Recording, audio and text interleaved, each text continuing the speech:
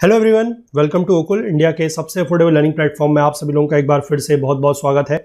Certificate physical and human geography bye GC Leong, इसकी हम लोग बात कर रहे हैं। चैप्टर 22 जो है उसको हमने पिछले लेक्चर से स्टार्ट किया है, जो कि cool temperate western margin climate या फिर ब्रिटिश टाइप ऑफ क्लाइमेट के बारे में बात करता है। हमने पिछले लेक्चर में जो है डिस्ट्रीब्यूशन देख लिया, हमने ये देख लिया कि यहाँ पर क्लाइमेट यानी कि टेम्परेचर कैसा रहता है और यहाँ पर बारिश वगैरह कैसी है। हमने ये भी बात करी कि यहाँ पर 4 डिस्टिंक्ट सीजन्स जो हैं देखने को मिलते हैं, जो हमें ट्रॉपिकल वाले रीजन के क्लाइमेट में देखने को नहीं मिलते हैं। तो आज हम लोग जो है बात करेंगे अबाउट दी नेचुरल वेजिटेशन, कि यहाँ पर नेचुरल वेजिटेशन कैसा है, और उसके बाद इकोनॉमिक डेवलपमेंट का भी थोड़ा पोर्शन जो है हम लोग आज कवर करेंगे, और बाकी बचा हुआ जो है वो नेक्स्ट लेक्चर में कवर कर लेंगे।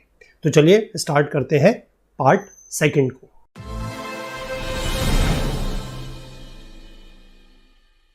देखिए, नेचुरल वेजिटेशन इस तरीके के क्लाइमेट का जो है वो डेसिडुअस फॉरेस्ट है ना। डेसिडुअस फॉरेस्ट मतलब कि साल में एक बार या एक सीजन में अपने जो पेड़ है वो अपने पत्ते क्या करेंगे, गिराएंगे। The trees shed their leaves in the cold season. तो किस सीजन में जो पेड़ है वो अपने पत्ते गिराते हैं, दैट इज कोल्ड सीजन में। And this is an adaptation for protecting themselves against the winter snow and Frost. क्योंकि देखिए, अगर विंटर में स्नो रहेगा, मतलब विंटर में स्नो होगा और फ्रॉस्ट अगर होगा और पत्ते अगर होंगे, तो क्या होगा कि पत्तों के ऊपर जो है बर्फ जम जाएगी, है ना। फ्रॉस्ट वगैरह जो है वो जम जाएगी, तो उससे पेड़ को नुकसान पहुंच सकता है, या फिर आप कह सकते हैं कि उससे पेड़ वगैरह भारी हो जाएगा, पेड़ गिरने के चांस भी रहते हैं। तो इसलिए उसी चीज को अडेप्ट करते हुए इन पेड़ का क्या अडेप्टेशन है, वो ये है कि ये सर्दियों के दिनों में अपने पत्ते जो है वो गिरा देते हैं। जो ये शेडिंग ऑफ लीव्स है, यानी कि जो पत्ते गिरना शुरू होता है, वो ऑटम से ही शुरू हो जाता है ना। ऑटम को तो हमने पहले भी आपको बताया है, पतझड़ जिसको बोलते हैं ना, पत्ते झड़ने शुरू हो जाते हैं। उस समय जो लीव्स हैं they start falling and they are scattered by the winds, है ना। पत्ते गिर रहे हैं और अगर हवाएं चल रही हैं तो फिर क्या होगा कि वो पत्ते फैल जाएंगे, स्कैटर्ड हो जाएंगे। तो जमीन में क्या देखने को मिलेगा, गोल्डन ब्राउन लीव्स देखने को मिलेंगे, और जो ब्रांचेस हैं वो अब कैसी हो चुकी होंगी, नेकेड हो चुकी होंगी, है ना, क्योंकि उनके ऊपर अब पत्ते तो है ही नहीं, सिर्फ ब्रांचेस तने ही तने दिखेंगे। तो this present a very interesting scene. When they are in leaf, the deciduous trees have typical rounded outlines with thick Trunks.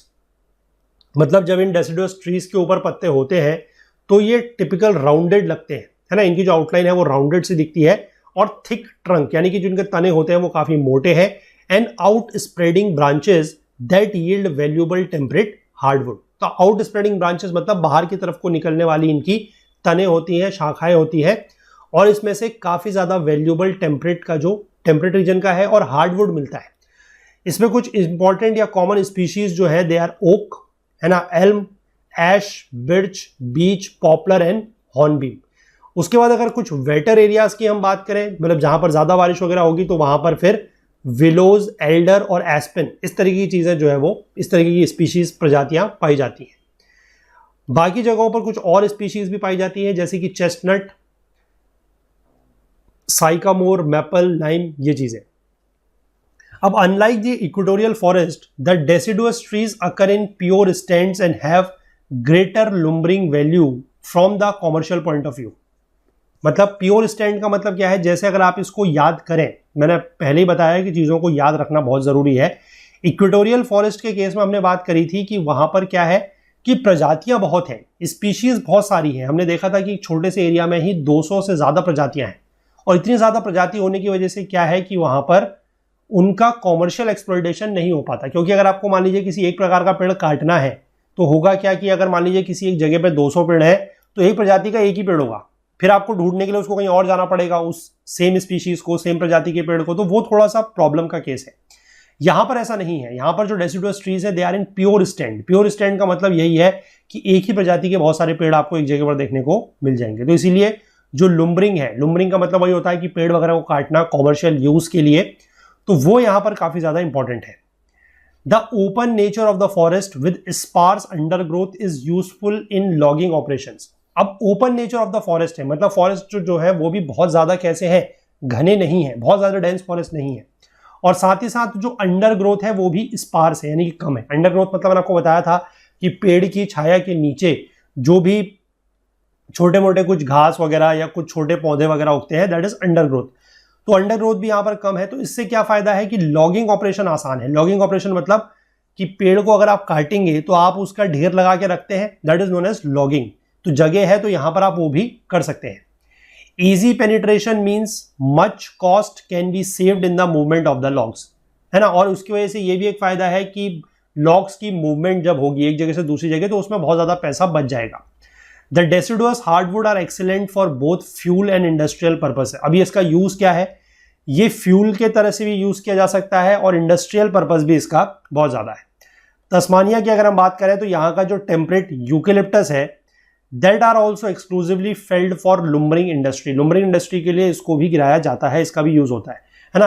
आपको पिछले चैप्टर से अगर हमने बात याद हो तो ऑस्ट्रेलिया में भी हमने देखा था कि यूकेलिप्टस बहुत ज्यादा है, तो यहाँ पर जो तस्मानिया वाला रीजन है यहाँ पर भी बहुत ज्यादा है।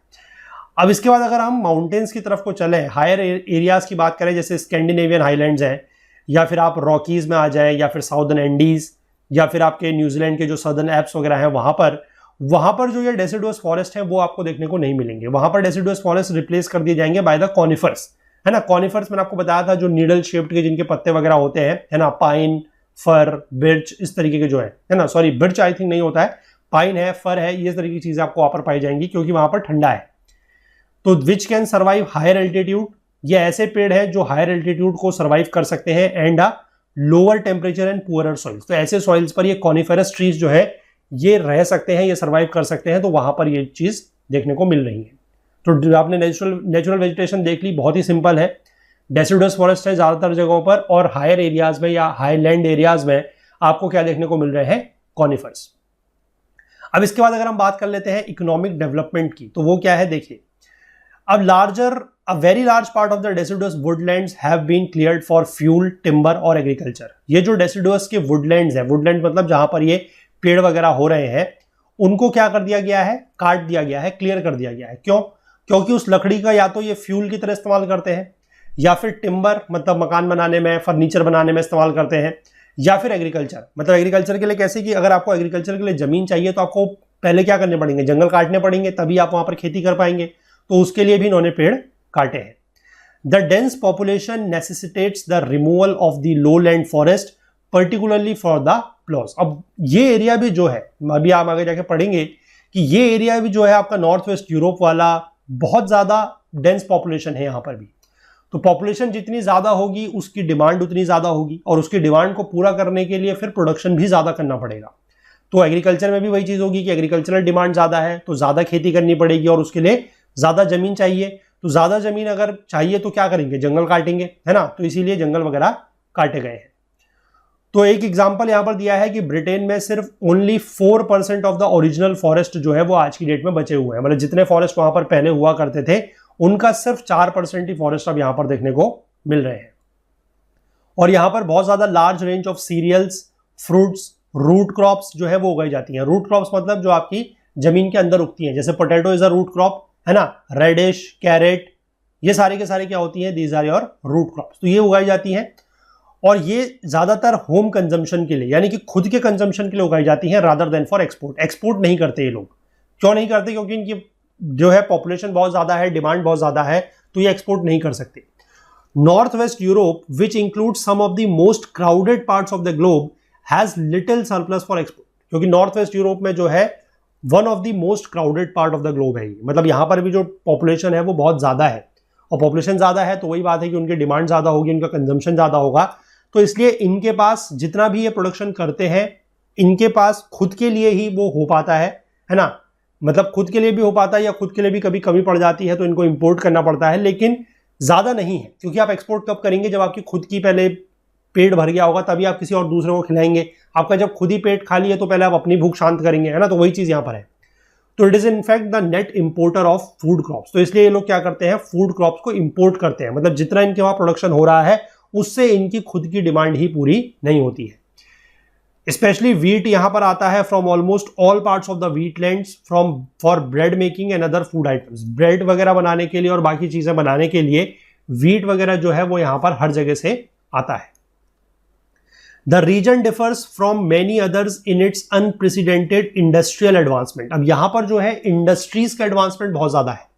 The countries are concerned in the production of machinery, chemicals, textile and other manufactured articles rather than agriculture, fishing or lumbering. Though these activities are well represented in some of the countries. क्योंकि ये industrially बहुत ज़्यादा advanced area है, तो यहाँ के जो लोग हैं वो ज़्यादातर इस तरीके की चीज़ों के प्रोडक्शन में बिजी हैं. कैसे कि मशीनरी बना रहे हैं, है ना, केमिकल्स बना रहे हैं, टेक्सटाइल या फिर कुछ और मैन्युफैक्चर्ड आर्टिकल्स बना रहे हैं. वो खेती नहीं करना चाहते, एग्रीकल्चर नहीं कर रहे हैं, फिशिंग नहीं कर रहे हैं, लुम्बरिंग वगैरह नहीं कर रहे हैं. ये चीज़ें वहाँ पर कम हो रही हैं. कुछ कुछ कंट्रीज में देखने को मिलेंगी, लेकिन इन जनरल अगर हम बात करें तो इंडस्ट्रियल एरिया ज़्यादा है, इसलिए इंडस्ट्रियल गुड्स जो है वो यहाँ पर ज़्यादा बनाए जाते हैं. फिशिंग जो है that is particularly important in Britain, Norway and British Columbia. British Columbia basically आपका जो ये मैंने आपको प्रेरीज वाला रीजन दिखाया था नॉर्थ अमेरिका में, है ना, उस तरफ है, जो रॉकीज माउंटेन है उसके साइड में, that is your British Columbia.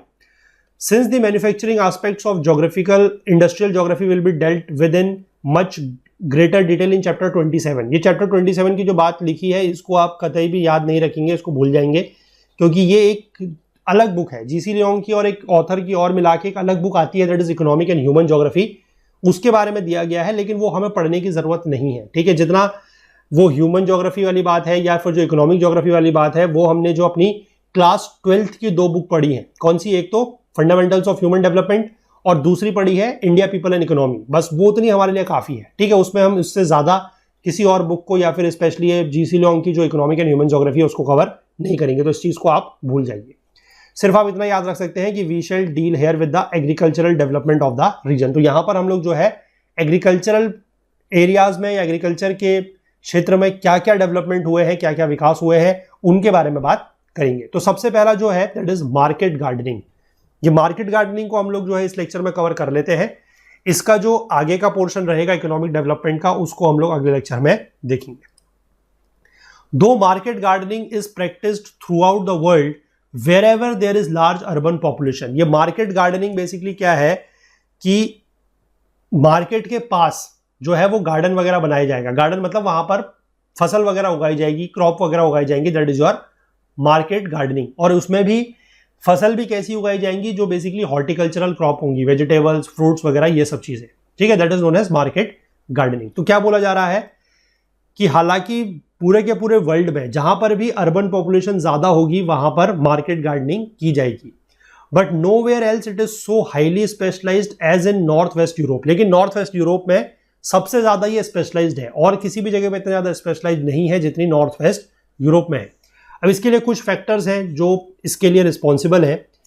All the north western European countries, जितनी भी नॉर्थ वेस्ट की यूरोपियन कंट्रीज हैं जैसे कि Britain, France, West Germany, Benelux, Denmark, ये सबसे ज्यादा इंडस्ट्रियलाइज्ड है, मतलब हाईली इंडस्ट्रियलाइज्ड है and have high population densities. और इनकी जो जनसंख्या का घनत्व है, जो पॉपुलेशन की डेंसिटी है वो भी बहुत ज्यादा है. There are more towns and cities than in other continents despite its small size. अब यहां पर जो टाउन्स हैं और जो सिटीज हैं वो बहुत ज्यादा है, अगर हम और कॉन्टिनेंट से कंपेयर करें तो बहुत ज्यादा है. हालांकि इनका जो एरिया है, जो साइज है वो छोटा है, लेकिन फिर भी number of towns and cities बहुत ज्यादा है. अब इससे क्या होगा, अगर पॉपुलेशन ज्यादा है तो उसकी डिमांड भी ज्यादा होंगी. तो demand for fresh vegetables, green salad, egg, meat, milk and fruits will be tremendous. ये बहुत ज्यादा होगी, ऑब्वियस सी बात है. द सिटी ड्वेलर्स मतलब जो शहर में रहते हैं, जो फैक्ट्री वर्कर्स हैं, जो वहां के सिविल सर्वेंट्स हैं, who make up the bulk of the urban population, consume large quantities of fresh provisions daily and these must be provided by local farmers if freshness of the produce is to be ensured. अब ये obvious सी बात है, जो लोग शहर में रह रहे हैं उनको क्या चाहिए, रोज का रोज सामान ताजा चाहिए, है ना, फ्रेश चाहिए. और फ्रेश उन तक वो सामान तभी पहुंच सकता है जब उनको कोई वहां का लोकल जो फार्मर होगा वो उनको चीजें प्रोवाइड कर रहा है. अगर चीजें कहीं बहुत दूर से आ रही हैं तो फिर क्या होगा, थोड़ा सा वो खराब हो सकती है, उसमें फ्रेशनेस थोड़ा सा कम हो जाएगी. तो ये भी एक फैक्टर है. दूसरी बात यह है कि नॉर्थ वेस्ट यूरोप में intensive market gardening is carried out in many specialised areas, जैसे कि the vales of York and Evesham in the United Kingdom, where climatic, soil and other factors best suit this form of agriculture. तो इसका ये भी एक दूसरा important factor है कि यहाँ पर मार्केट गार्डनिंग में स्पेशलाइजेशन क्यों है, क्योंकि यहाँ की जो क्लाइमेटिक, सॉइल और बाकी कुछ ऐसे फैक्टर्स हैं जो इस तरीके के एग्रीकल्चर को क्या करते हैं, सूट करते हैं. फार्म्स जो है वो जनरली स्मॉल रहेंगे, छोटे रहेंगे, लार्ज सिटीज के पास रहेंगे या इंडस्ट्रियल एरियाज के पास रहेंगे, सॉइल या तो सिल्टी हो, लोमी हो, पोर्टजलिक हो, or carefully maintained at high degree of fertility, उसमें फर्टिलिटी जो है वो हमेशा बहुत ज्यादा रहेगी। Very selective fertilisers are applied depending on the type of crops in cultivation, fertilisers वगैरह का यूज जो है वो बहुत ज्यादा सेलेक्टिव होगा, है ना, मतलब कुछ भी नहीं डाल देना है, जिस हिसाब से क्रॉप है उस हिसाब से जो है फर्टिलाइजर का यूज किया जाएगा। फार्मिंग जो है वो इंटेंसिवली की जा रही है, मतलब मशीन्स वगैरह का यूज इसमें सब कुछ है, हाई एंड टेक्नोलॉजी का यूज कर रहे हैं, क्योंकि उनका जो एम है, जो लक्ष्य है वो है हाई यील्ड। वो चाहते हैं कि जो पैदावार हो वो काफी ज्यादा हो और उसको फिर वो बेच के जो है मैक्सिमम कैश रिटर्न्स वगैरह उनको मिल सके। अब ये जो सारी की सारी क्रॉप्स है ना, जैसे वेजिटेबल, फ्रूट्स वगैरह जो भी है, दे आर पेरिशेबल। पेरिशेबल मतलब ये जल्दी खराब हो जाएंगी, तो इसलिए a good network of transport is indispensable. तो इसलिए ट्रांसपोर्ट का एक बहुत बढ़िया नेटवर्क होना जरूरी है कि जैसे ही कोई भी इस तरीके का फ्रूट है, वेजिटेबल है, वो फार्म से निकले, वो खेत से निकले, तो तुरंत वो मार्केट तक पहुंच जाए। तो उसके लिए गुड ट्रांसपोर्ट का नेटवर्क होना बहुत जरूरी है। प्रोड्यूस जैसे कि लेटेसेस बेसिकली काइंड ऑफ एक गोभी तरीके की होती है, पत्ता गोभी जैसी, है ना। कैबेज तो पत्ता गोभी है, कॉलीफ्लावर फूल गोभी, टोमेटो मतलब पता ही आप सब लोगों को, टमाटर, ओनियन, है ना, प्याज, पीस मतलब मटर, fruits. They are seldom shipped but conveyed by high speed conveyance such as trucks और वैन्स। तो इनको शिप नहीं किया जाता, शिप मतलब ये बहुत दूर दूर तक नहीं जाती, शिप वगैरह का यूज इनमें नहीं करते, और इनको हाई स्पीड के कन्वेंस जैसे ट्रक है या वैन है उसके थ्रू भेजा जाता है।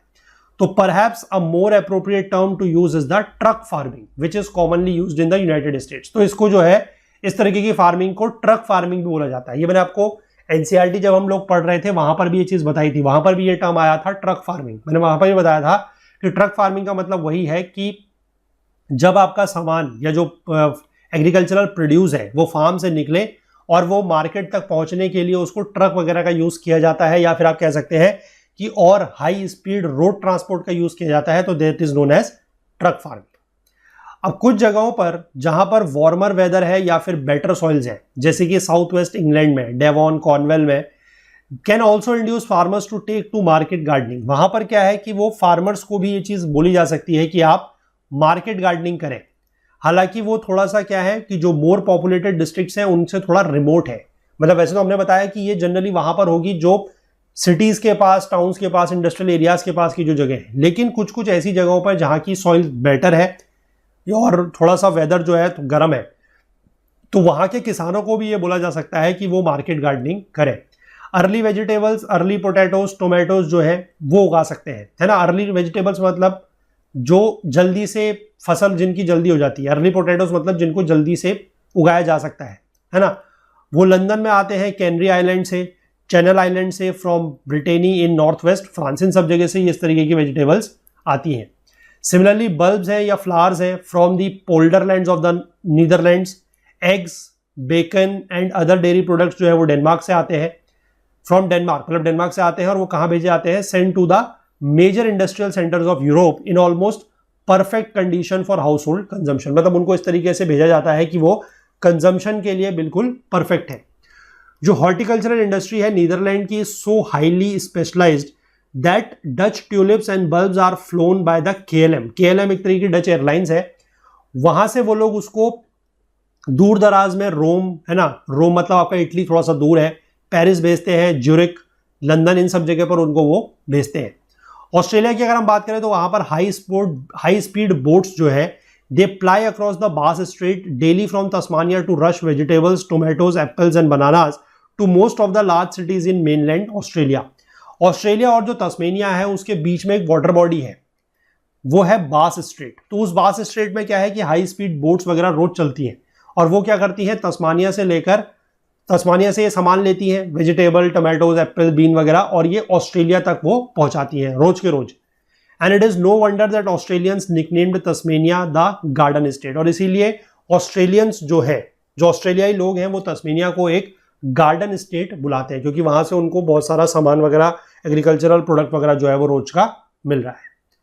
तो इस पार्ट में हम लोगों ने जो है नेचुरल वेजिटेशन की बात कर ली, और हम लोगों ने बात कर ली अबाउट दी इकोनॉमिक डेवलपमेंट की बात, थोड़ा सा उसमें हम लोग समझ चुके हैं अबाउट द मार्केट गार्डनिंग।